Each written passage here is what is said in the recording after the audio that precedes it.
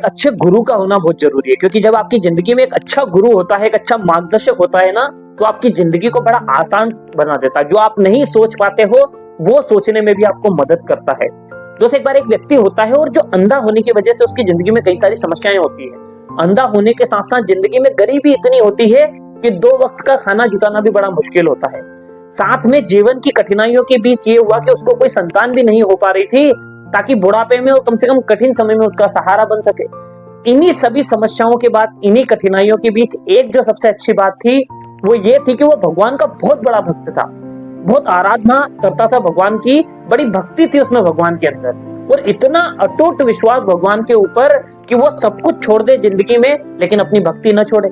और उसकी इसी भक्ति, इसी आराधना और इसी अटूट विश्वास की वजह से भगवान बड़े खुश होते हैं उसके ऊपर कि यार क्या गजब का परम भक्त है मेरा। और उसकी भक्ति की वजह से एक दिन भगवान प्रकट होते हैं और उससे कहते हैं कि मैं तेरी एक कोई भी मनोकामना पूरी कर सकता हूं, तो अगर मुझसे एक कोई वरदान मांगेगा तो मैं वो वरदान डेफिनेटली पूरा कर दूंगा। अब वो बड़ा सोच में पड़ जाता है।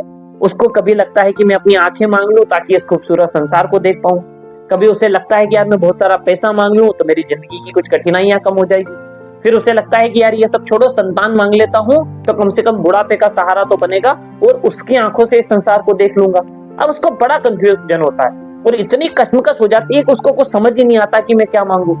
मैं आपसे यहाँ पर एक रिक्वेस्ट करूंगा कि आप इस वीडियो को आगे देखने के पहले आप मुझे बताएं कि उस आदमी को अपने लिए क्या मांगना चाहिए, क्योंकि बड़ा कंफ्यूज है, उसे समझ में नहीं आ रहा। अब इतने सारे कंफ्यूजन के बीच वो भगवान से कहता है कि भगवान एक काम करिए, आप मुझे कल तक की मोहलत दे दो, कल आप आना तो मैं कल वरदान मांग लूंगा। भगवान ने कहा ठीक है, कोई बात नहीं, मैं कल आ जाता हूँ। और वो व्यक्ति बड़ा सोच विचार करते हुए अपने घर की तरफ जाता है। उसे बड़ा कंफ्यूजन होता है कि मैं क्या करूँ। इसी बीच उसको ख्याल आता है कि क्यों नहीं इसकी चर्चा अपने गुरु से की जाए। वो अपने गुरु के पास जाता है और पूरी की पूरी घटना अपने गुरु जी को बताता है और गुरु जी से पूछता है, उनसे मार्गदर्शन लेता है, उनसे सलाह मशवरा करता है कि मुझे इस स्थिति में क्या करना चाहिए। गुरुजी उसके कान में कहते हैं कि तुझे ये वाला वरदान मांग लेना चाहिए। उसने कहा गुरुजी ठीक है। वो बड़ा प्रसन्न होता है, बड़ा खुश होता है, वो बड़ी खुशी के साथ अपने घर चले जाता है। वो अगले दिन फिर जब पूजा आराधना के लिए पहुंचता है तो भगवान फिर उसके सामने प्रकट होते हैं और उससे कहते हैं कि तूने आज तक की मोहलत मांगी थी, बता तूने कोई वरदान सोचा है अपने लिए मांगने के लिए। तो कहता है कि प्रभु मैंने एक वरदान सोचा है, अगर आप मेरा ये वरदान मुझे दे दो तो मैं आपसे ये मांगना चाहूंगा। भगवान कहते हैं कि तुझे एक वरदान का मैंने वादा किया है, तो मांग, तो क्या मांगता है। तो भगवान से वरदान के रूप में जो मांगता है वो ये मांगता है कि भगवान मैं अपने पुत्र को सोने के पालने में झूलते हुए देखना चाहता हूँ। ये वरदान वो भगवान से मांगता है। अब सोचकर देखिए, एक ही वरदान उसने मांगा है, लेकिन इस एक वरदान में इतना बड़ा रहस्य है कि उसकी तीनों मुरादें पूरी हो जाती है। वो क्या मांगता है कि भगवान मैं अपने पुत्र को, मतलब उसको पुत्र प्राप्ति यहाँ पर होगी सोने के पालने में। सोने का पालना किसके घर में होता है? जिसके घर में बहुत अथाह संपत्ति हो, जिसके घर में बहुत पैसा हो, वही अपनी संतान के लिए सोने का पालना बनवाएगा। तो मैं अपने पुत्र को सोने के पालने में झूलते हुए देखना चाहता हूँ। वो झूलते हुए कब देख पाएगा? जब उसके पास आंखें होगी।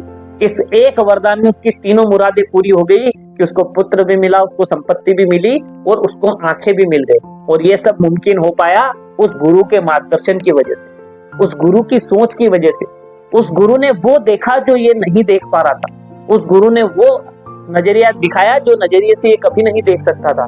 तो दोस्त, जिंदगी में एक अच्छे गुरु का, एक अच्छे मार्गदर्शक का होना जरूरी है। और अगर आपके पास ऐसा कोई गुरु और मार्गदर्शक है तो उसे कभी जिंदगी में मत छोड़िएगा और हमेशा उसका शुक्रिया अदा करिएगा, ताकि वो आपकी जिंदगी में आपको वो दिखा पा रहा है जो आप खुद कभी शायद पूरी जिंदगी में नहीं देख पाते।